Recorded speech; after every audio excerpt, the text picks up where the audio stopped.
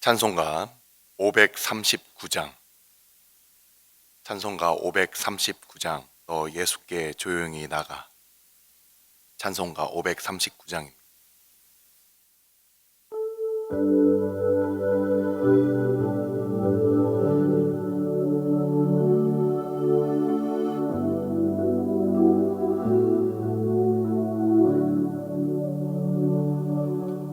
너 예수께 조용히 나감. 내 모든 짐 내려놓고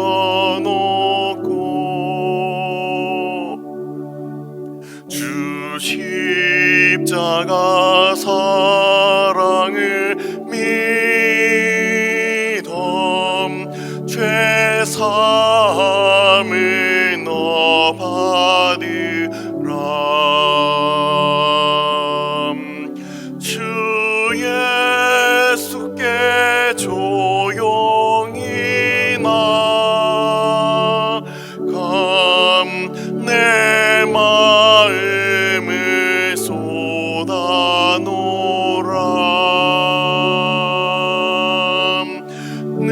늘은 미리 보시는 주님,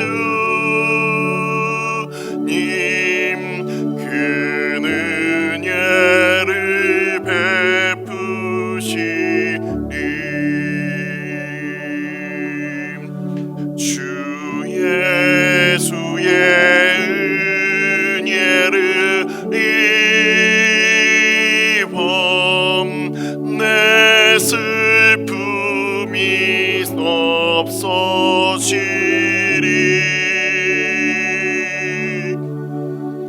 내 이웃을 늘 사랑하여 너 받은 것 거저주라.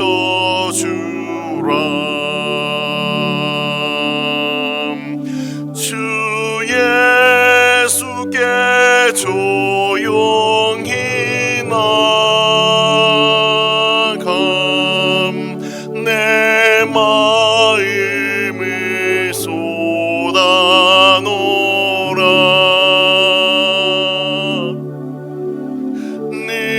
늘은 미리 보시는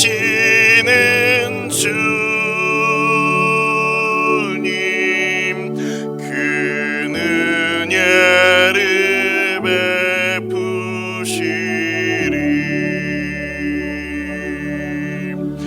주 예수를 친구로 삼아 늘 내 옆에 모시어라.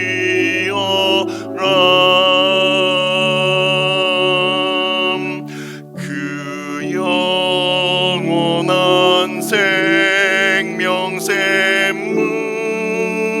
생명샘물에 내 마른 목 죽이어라.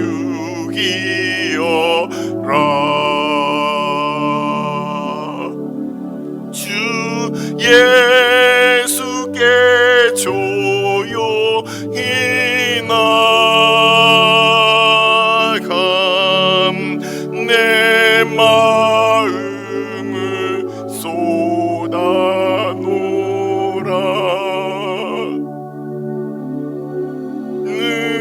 늘은 미리 보시는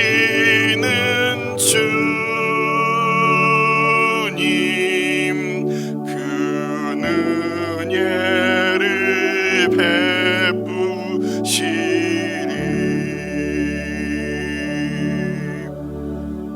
너 주님과 사귀어 살면 새 생명이 넘치리라.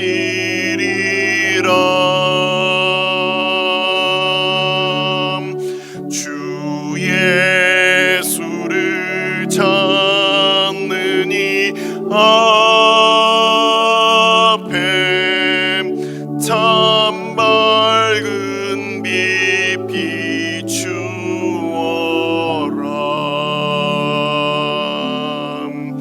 주 예수께 조용히 나감 내 마음을 쏟아놓으라.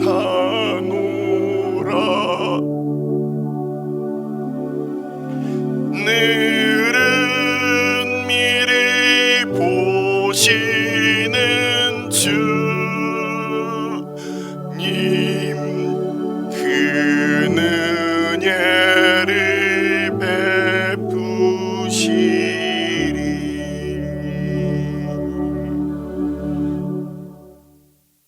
오늘의 말씀은 시편 115편 말씀입니다. 시편 115편 9절에서부터 18절까지 말씀. 시편 115편 9절부터 18절까지 말씀. 다 같이 합독하도록 하겠습니다. 이스라엘아, 여호와를 의지하라. 그는 너희의 도움이시요 너희의 방패시로다. 아론의 집이여, 여호와를 의지하라. 그는 너희의 도움이시요 너희의 방패시로다. 여호와를 경외하는 자들아, 너희는 여호와를 의지하여라. 그는 너희의 도움이시요 너희의 방패시로다. 여호와께서 우리를 생각하사 복을 주시되 이스라엘 집에도 복을 주시고 아론의 집에도 복을 주시며 높은 사람이나 낮은 사람을 막론하고 여호와를 경외하는 자들에게 복을 주시리로다. 여호와께서 너희를 곧 너희와 너희의 자손을 더욱 번창하게 하시기를 원하노라. 너희는 너희를 지으신 여호와께 복을 받는 자로다. 하늘은 여호와의 하늘이라도 땅은 사람에게 주셨도다. 죽은 자들은 여호와를 찬양하지 못하나니 적막한 데로 내려가는 자들은 아무도 찬양하지 못하리로다. 우리는 이제부터 영원까지 여호와를 송축하리로다. 할렐루야. 축복하고 기도한 후에 말씀 보도록 하겠습니다. 여호와는 내게 복을 주시고 너를 지키시기를 원하며 여호와는 그의 얼굴을 내게 비추사 은혜 베푸시기를 원하며 여호와는 그 얼굴을 내게로 향하여 드사 평강 주시기를 원하노라. 아버지, 2020년 마지막 날에 우리가 하나님을 예배하기 위하여 이른 새벽부터 또 하나님의 말씀을 듣고 말씀을 쫓아 기도하기 위하여 주님 앞에 모였습니다. 하나님, 각자의 자리에서 또는 함께 모여서 우리가 예배할 때 장소가 문제가 아니라 우리의 마음 중심이 늘 하나님을 향하게 하여 주시고 주님 계신 그 성전, 우리 주님께서 몸 되신 그 성전을 우리가 늘 바라보게 하여 주옵소서. 이 시간 우리가 말씀을 대할 때마다 오직 성령 하나님께서 주인 되어 주시고 전하는 자와 듣는 자 가운데 주의 크신 긍휼을 허락하여 주옵소서. 이 모든 말씀 우리 주 예수 그리스도의 이름으로 감사하며 기도드리옵나이다. 아멘. 오늘의 말씀은 시편 115편인데 항상 시편 이 115편까지 오면서 우리 각 권마다 강해가 끝나고서 그 뒤에 그 자투리 시간들을 이용해서 우리가 계속 지금 시편 제5권 시편 제5권의 115편까지 우리가 이렇게 오게 됐습니다. 시편 115편을 보면 오늘 같은 경우 이제 금요일 설교자께서 1절부터 8절까지 그 말씀을 전하셨고 9절부터 18절까지 오늘 말씀인데 시편 115편은 처음에 하나님을 찬양하고자 하는 그 시편 기자의 그 메시지가 처음에 선포가 되고 그 이후에 하나님과 전혀 상관없는 자가 등장을 합니다. 그들이 섬기는 그 우상의 그 허망함에 대해서도 바로 이 앞에 문맥에서 그렇게 얘기를 하고 있어요. 그 시편 기자가 말하고자 하는 부분이 그 앞에 있는 그 허망한 부분을 얘기한 이후에 바로 오늘 이 시편 115편을 크게 이제 둘로 나눠서 우리가 새벽기도 본문으로 이렇게 나뉘어져 있는데, 이 두 번째 오늘 9절부터 18절까지 말씀이 이제 그 앞에 있는 그 허망함과 대비돼서 하나님의 백성들은 그럼 어떠한 삶을 살게 되고 어떻게 우리가 하나님을 찬양하는 모습으로 우리가 살고 있느냐, 여기에 대해서 이 시편 기자가 말씀을 전하고 있습니다.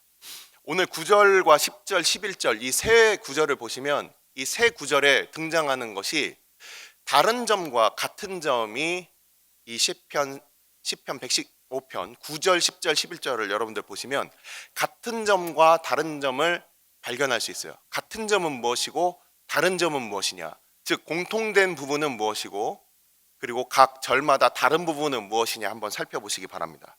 무엇이 있습니까? 자, 앞에 있는 우상을 만드는 자들, 우상을 섬기는 자들은 그냥 다 아무런 능력도 없고, 그와 반대되는 우상을 섬기고 우상에게 절하고 그것과 같이 망하는 그 사람들 말고 이제 등장하는 사람들은 대비되는 하나님의 백성들인데, 첫 번째 등장하는 것이 바로 이스라엘이라는 큰 규모의 하나님의 사람들입니다. 그리고 두 번째 나오는 사람들은 어떤 사람입니까? 아론의 집이라고 나오는 제사장 그룹이 나옵니다. 그리고 세 번째는 어떤 사람들입니까? 여호와를 경외하는 사람들이에요. 자, 이 부분에 대한 조금 해석이 조금 필요하고 설명이 필요합니다. 하나님을 이제 그 우상을 섬기는 자들과 전혀 다른 믿음의 백성들을 얘기를 하는데, 문자적으로 1차적으로는 실제 하나님께서 부르셔서 아브라함과 이삭과 야곱으로 말미암아 그 만들어진 1차적인 어떤 혈연 공동체로서 이스라엘이, 우리가 그게 상징하는 바가 바로 믿음의 공동체라는 것은 우리 알고 있습니다. 시편 기자가 이 말씀을 적을 때만 하더라도 당시에 세계 선교와 그리고 오늘날 우리 그 한민족에까지 이른 이 복음, 그리고 지금도 세계 열방 가운데까지 퍼져나가고 있는 복음에 대해서 그가 첫 번째로는 우선 그 복음을 하나님께서 부르시고 또한 그들을 백성 삼으신 아브라함과 그의 후손들인 이스라엘 백성들을 1차적으로 얘기할 수가 있어요. 그리고 그 내에서 이스라엘 백성이라는 회중 구조의 그 사람들, 그리고 앞에서 그들을 이끄는 믿음의 리더들, 이것이 바로 아론의 집, 제사장들 그룹으로서 그렇게 회중과 제사장들이 서로 송축하며 화답하는 것으로 우리가 1차적으로 이해를 하면 됩니다. 근데 세 번째 나오는 이 경외하는 사람들에 대한 부분이 이제 그것만으로는 우리가 해석이 되지 않아요. 이스라엘 백성들은 바로 단지 그냥 그들이 1차적으로 아브라함의 후손으로서 하나님을 섬기는 자들이 된다면 2차적으로 이제 더 핵심 멤버로서 아론의 그 집이 이렇게 나오지만, 경외한다는 것은 이 둘을 첫 번째 의미, 하나님을 믿는, 하나님을 따르는 하나님의 백성들과 그것을 이끄는 그 믿음의 리더십들을 함께 아우러서 경외하는 사람들로 우리가 볼 수 있고, 그렇다면 굳이 이렇게 세 번째로 따로 경외하는 자들, 작은 자, 여기서 작은 자라는 것은 미천한 자, 실제 몸집이 작은 자가 아니겠죠. 미천한 자, 거기에 더 나아가서는 겸손하다라는 뜻까지 표현하고 있습니다.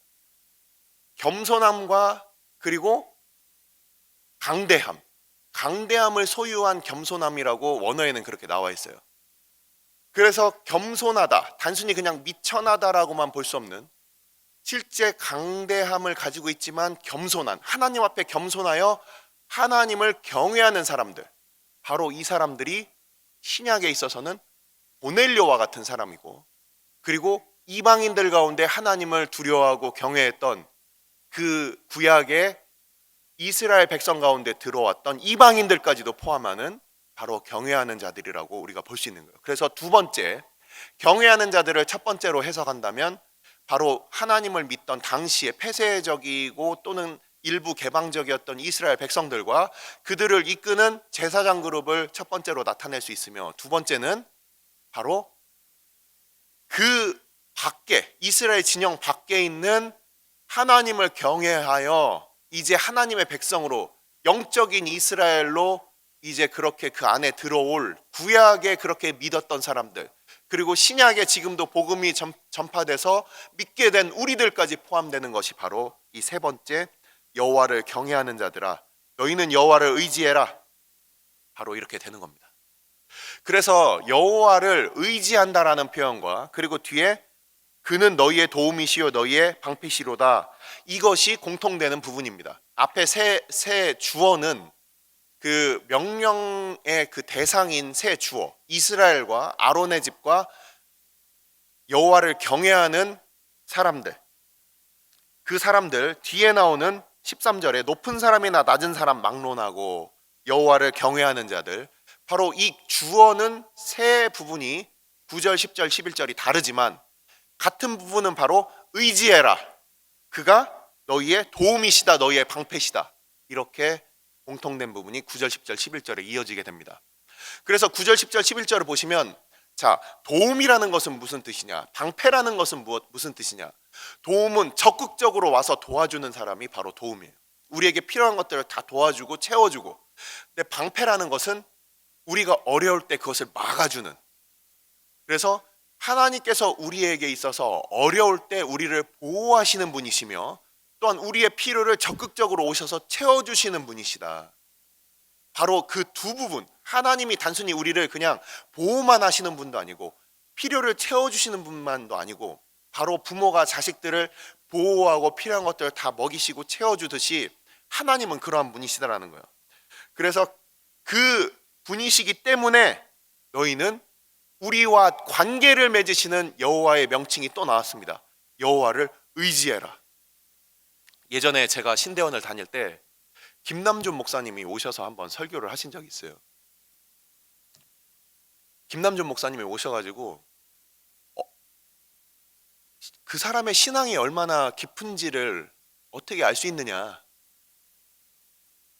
하나님을, 우리가 신앙이 깊어지면 깊어질수록 하나님을 더욱 의지하게 된다. 하나님을 어느 정도 의지하다가 신앙이 깊어지면 이제 떠나서 스스로 사는 것이 아니라 깊어지면 깊어질수록 더욱더 하나님을 의지한다. 이 말이 무슨 뜻인지 우리는 그 은혜 가운데 거하는 사람들은 다 압니다. 우리가 우리를 의지하지 않고 우리가 우리 스스로를 신뢰할 것이 없다는 것을 날이 가면 갈수록 알고, 우리가 얼마나 쇠잔한 존재인지, 우리가 얼마나 하나님 앞에 늘 넘어지고 우리가 스스로를 의지할 바가 아무것도 없는지를 우리는 알아요. 하나님이 도움이시다. 하나님이 바로 너희의 도움이시다. 여기서는 너희의 도움이다, 너희의 방패시다 이렇게 표현되어 있지만 원어 성경에서 좀 더 객관화되어 있어서 나와 있습니다. 그냥 우리들만의 하나님으로 우리끼리 그냥 믿는 게 아니라 그들의 도움이시고 그들의 방패시다라고 좀 객관화 시켜 있는 3인칭 표현이 원어에는 이렇게 표현이 되어 있어요.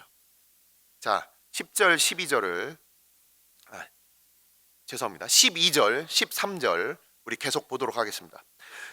12절, 13절을 보시고 우리가 보면은 여기 12절을 보시면 여호와께서 우리를 생각하사 복을 주시되 이스라엘의 집에도 복을 주시고 아론의 집에도 복을 주시며 높은 사람의 낮은 사람을 막론하고 여호와를 경외하는 자들에게 복을 주시리로다. 12절 13절에서는 복을 주다라는 단어가 4번이 반복이 됩니다. 첫 번째 복을 준다라는 것은 바로 우리 시편 115편에 바로 하나님께 찬양을 돌리고 하나님께만 영광을 돌리는 바로 그러한 큰 대전제를 얘기하고 그 이후에 하나님을 이제 찬양하고 있듯이 이 12절에 나오는 첫 번째 여호와께서 우리를 생각하사 복을 주시되라는 것이 첫 번째 대전제의 복이고요. 그 우리라는 그 하나님의 나라의 그 공동체, 하나님의 백성들, 주의 자녀들은 이스라엘 집, 아론의 집, 높은 사람이나 낮은 사람을 막론하고 여호와를 경외하는 자들. 방금 설명드렸던 바로 9절, 10절, 11절에 나와 있었던 그 세 주어를 포함한 모든 사람들에게 복을 주십시오라고 그렇게 얘기를 하고 있어요. 그래서 복을 준다라는 것이 이제는 좀 더 적극적인 개념입니다. 하나님을 의지하는 사람들을 향해서 하나님께서 적극적으로 그들에게 복을 주시는데, 바로 방금 말씀드렸던 그 세 가지 부류의 사람들, 이스라엘 그리고 아론의 집, 더 나아가서 그들을 통하여, 이미 믿는 자들을 통하여 하나님의 백성이 되는, 하나님의 백성이 될 그 모든 사람들을 향하여서도 여호와께서 그렇게 복을 주실 것을 대해서 이 시편 기자는 얘기를 하고 있는 것입니다. 자, 14절을 보겠습니다. 14절은 히브리어 강조법이 나옵니다. 우리가 히브리어를 보시면 이제 강조가 어떻게 되느냐, 지금은 강조를 어떤 식으로 표현합니까? 우리가 뭐 워드 프로세서나 아니면은 뭐 책이나 이런 걸 보면은 붉은 줄로 표시가 돼 있든지, 아니면 색깔로 표시가 돼 있든지, 아니면 밑줄로 표시가 돼 있든지 그렇게 할 수가 있을 거예요. 그렇습니까? 실제 우리가 어떤 강조를 할 때, 요즘 오늘날에 있어서는 그렇게 강조를 할 수 있지만, 똑같은 글씨가 똑같은 폰트로 이렇게 쓰여져 있는 히브리어 성경이라면 어떻게 강조를 할까요? 같은 말을 반복하는 거예요. 그래서 강조하는 말을 사용한다든지 아멘을 사용한다든지, 아니면 그것을 두 번 강조를 하는 겁니다. 아멘, 아멘. 그래서 예수님께서 진실로, 진실로라고 했을 때 그게 아멘, 아멘이라는 표현이라는 것을 우리는 알고 있습니다.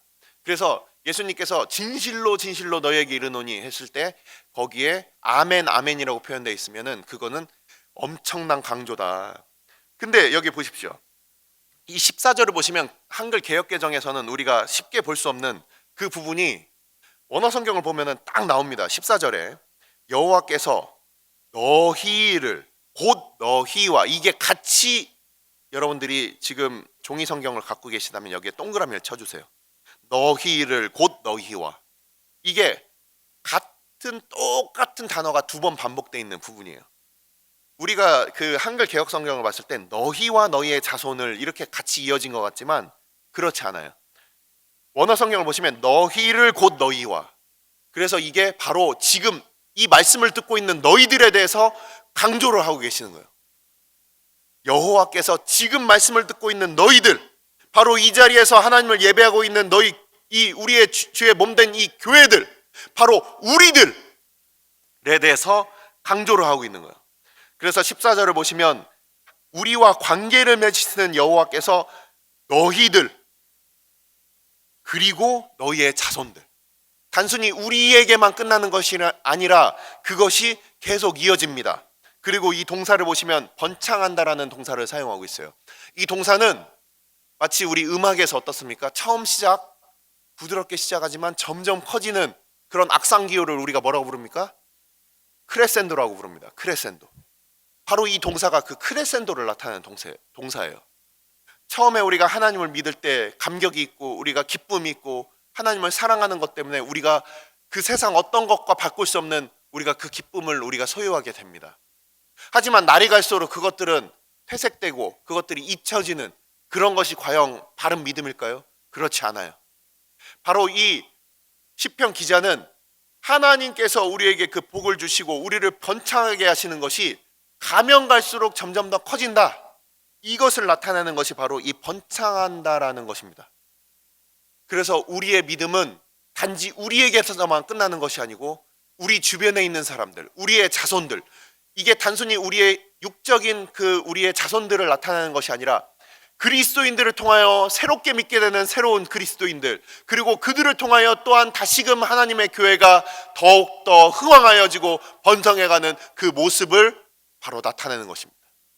단순히 혈육적으로 어떤 그 혈족적으로 그렇게만 번성하는 것, 우리 가문만 뭐 믿음의 가문이 된다는 뭐 그런 얄팍하고 편협한 그런 축복주의가 아니라 그리스도를 믿고 하나님의 백성이 되는 그 사람들을 통해서 믿음의 후손들이, 영적인 자녀들이 계속해서 재생산되고 그 사람들이 또 다른 사람들을 다시금 주 앞에 돌아오게 하는 바로 그러한 복을 누리게 하신다. 주의 몸된 교회에게, 주의 백성에게. 자, 15절 16절 어떻게 쓰여져 있냐면 너희는 천지를 지으신 여호와께 복을 받는 자로다 라고 돼 있는데, 수동태로 쓰여져 있어요. 복을 받은 자들이다 너희는. 근데 복을 받은 자들이고 너희들이 바로 누구에게 그런 자들이냐? 그래서 여호와께. 근데 그 여호와는 어떤 분이시냐? 천지를 만드신 분이시다 해서 당시에는 만든 사람이 곧 소유를 가질 수 있게 됩니다.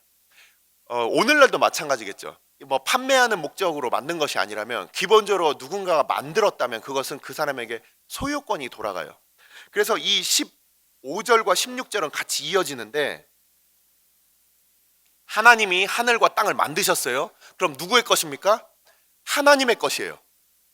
근데 하나님께서 하늘에 그것을 하나님의 소유로 놔두시고, 그러고서 땅은 누구한테 주셨다고 되어 있습니까? 사람에게 주셨도다. 근데 이 사람에게 주셨도다, 우리 그냥 개역성경엔 사람이라고 그냥 표현이 되어 있지만 히브리어 성경에는, 원어 성경에 이렇게 되어 있습니다. 아담의 자손들, 사람을 지으시고 그 자손들.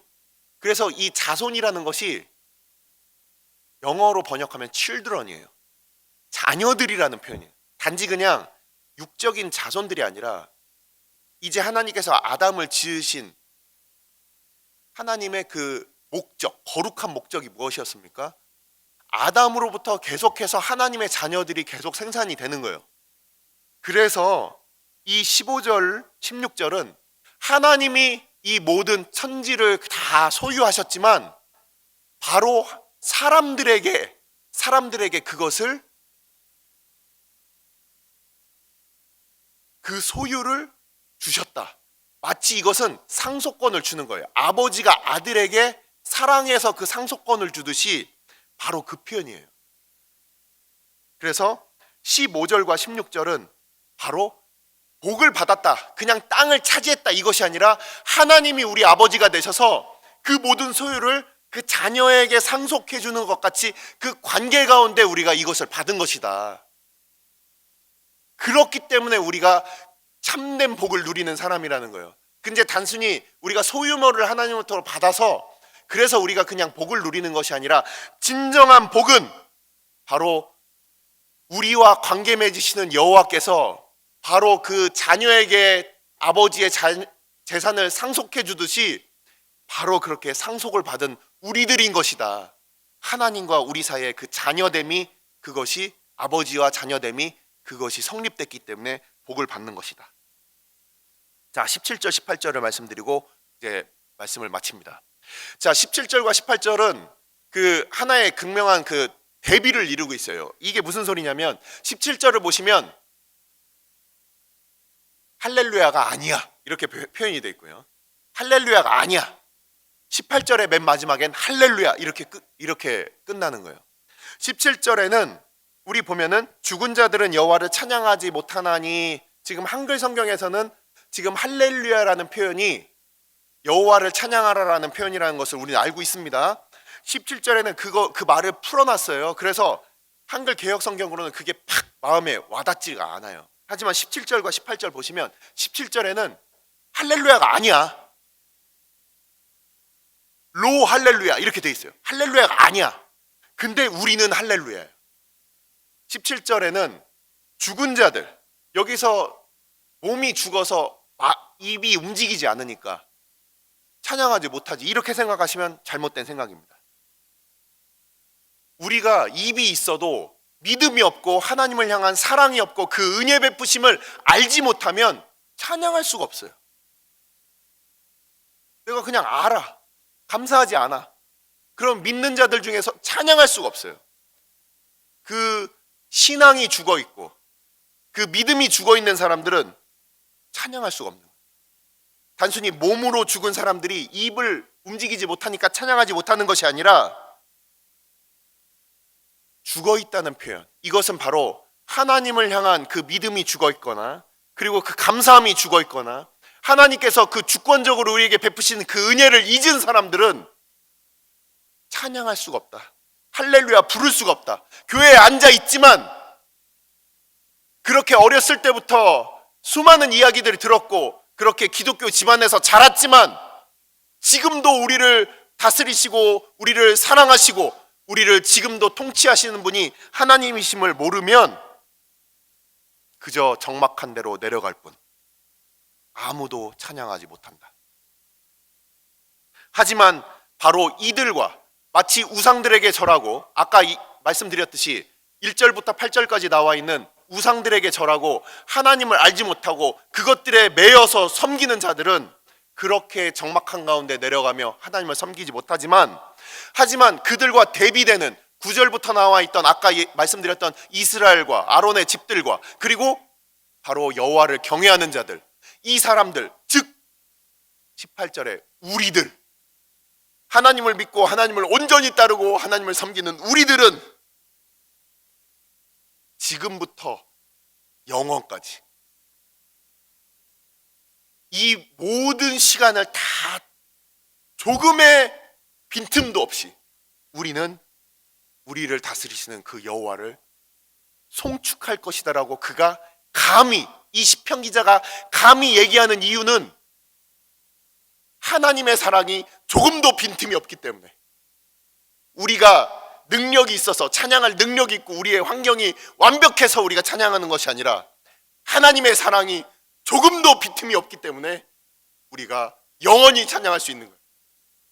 이것은 마치 시편 23편에 다윗이 내가 여호와의 집에 영원히 거하겠다, 내가 하나님 앞에 온전해서가 아니라 그 은혜가 온전하고 우리를 오늘도 부르시기 때문에, 오늘도 내가 넘어졌지, 내가 오늘도 하나님 앞에 실패했지, 하지만 그 사랑의 온전하심, 그 은혜의 온전하심을 그 다윗은 의지함으로 감히 그 고백을 할 수 있는 거예요.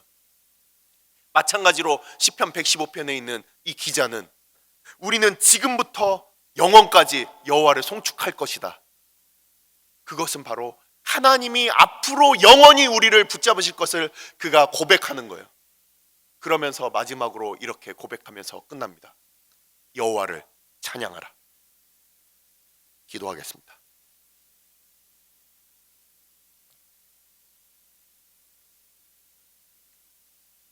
아버지, 우리 이전에 있었던 믿음의 선진들, 하나님 앞에 할렐루야 하며 함께 찬양했던 주의 믿음의 선진들, 아브라함과 이삭과 야곱과 또 그 이후로 이어지는 수많은 하나님의 백성들, 그들처럼 우리도 하나님의 은혜 베푸심을 알고 그 은혜 베푸심의 온전함과 영원함을 알아 우리도 하나님을 찬양케 하여 주옵소서.